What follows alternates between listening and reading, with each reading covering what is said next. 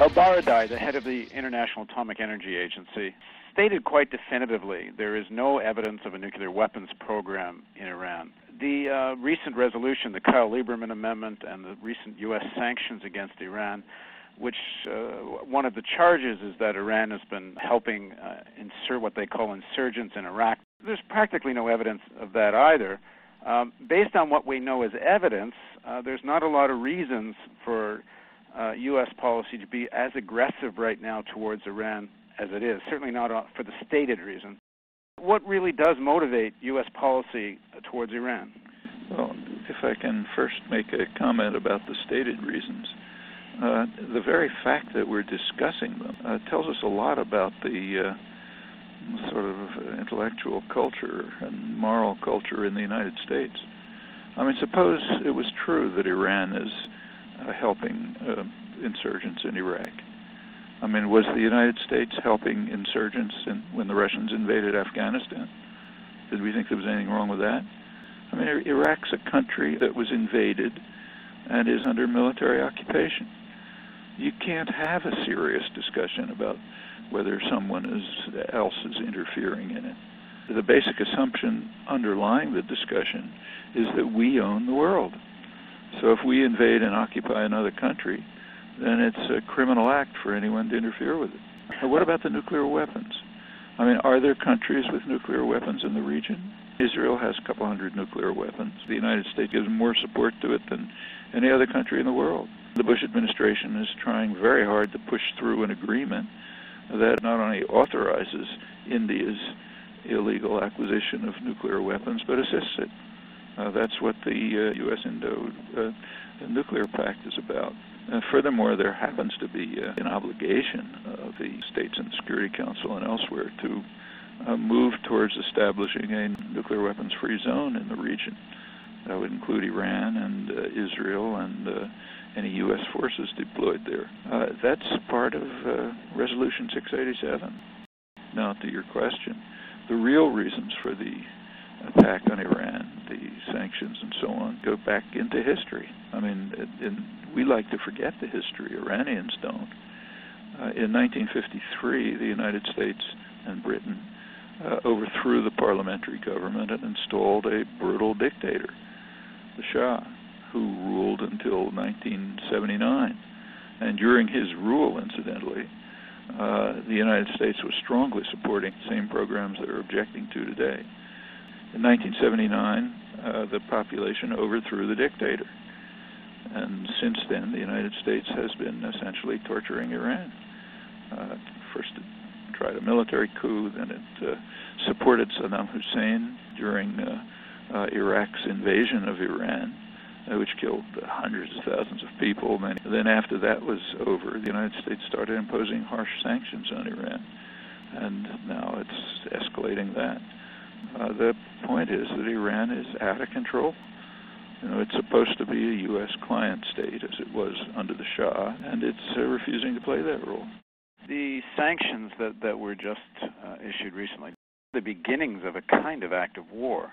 This ratcheting up of the rhetoric right at a time when the IAEA is saying, in fact, Iran's cooperating in the process. But it's all coming down to this question of, does Iran even have its right to enrich uranium for a civilian nuclear program, which in fact it has under the Non-Proliferation Treaty. But Bush, in his last press conference, where he had his famous World War III warning, has said even the knowledge of having nuclear weapons we won't permit, never mind a civilian program. This puts the U.S. policy on a collision course with the IAEA, with international law.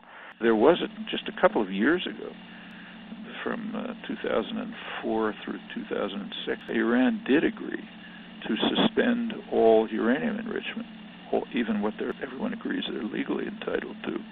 That was an agreement with the European Union. They agreed to suspend all uranium enrichment, and in return, the European Union was to provide what were called full guarantees on security issues. That means getting the United States to call off its threats to attack and destroy Iran. Well, the European Union didn't live up to its obligation, but they couldn't get the U.S. to stop it. So the Iranians then also pulled out. and returned to uranium enrichment. The way that's described here is the Iranians broke the agreement.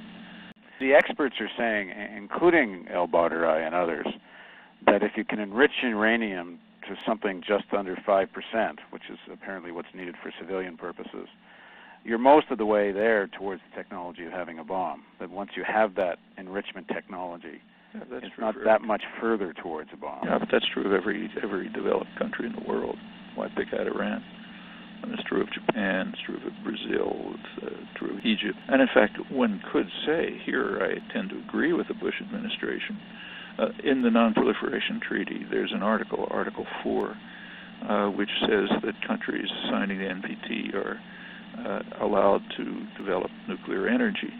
Well, okay, that made some sense in 1970, but by now technology has developed enough so that it has reached the point that you described. When you've developed nuclear energy, you're not that far from nuclear weapons.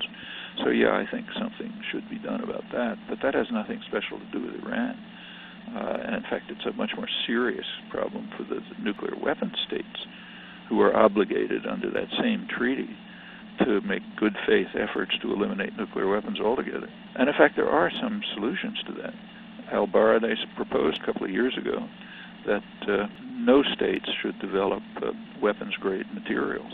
All high enrichment should be done by an international agency, maybe the IAEA or something else, and then countries should apply to it if they want enriched uranium for nuclear energy, and the international agency should determine whether they're doing it for peaceful means.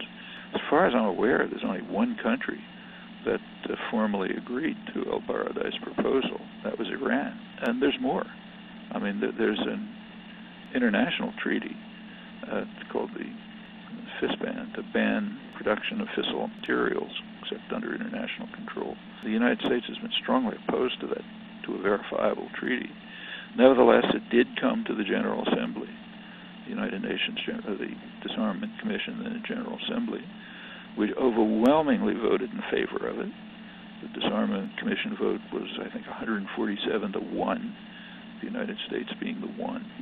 Unless a verifiable fissile materials treaty is passed and implemented, the world very well may move towards nuclear disaster. Do you think we're actually moving towards a military confrontation, or are we seeing a game of brinksmanship? Well, whether purposely or not, yes, we're moving towards a military confrontation.